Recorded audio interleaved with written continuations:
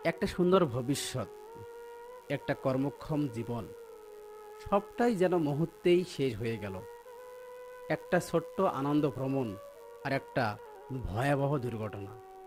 বাইকের পেছনে বসে থাকা সেই দিনটাই ছিল ওর জীবনের শেষ সচল দিন।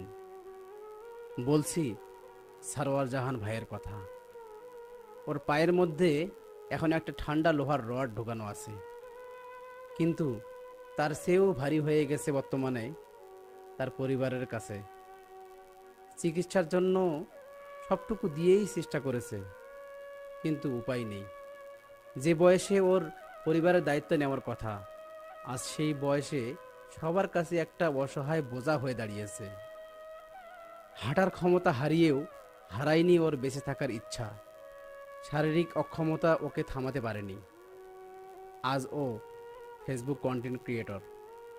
ওর ভিডিওগুলো হয়তো আপনাদের হাসায়, কিন্তু এর পেছনে আছে এক অদম্য লড়াই।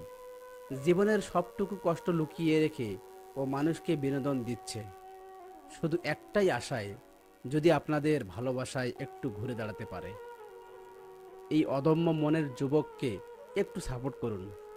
আপনার একটা শেয়ার বা ফলো ওর জীবনের জন্য হয়তো অনেক কিছু। আসুন আমরা সবাই ওর পাশে দাঁড়াই।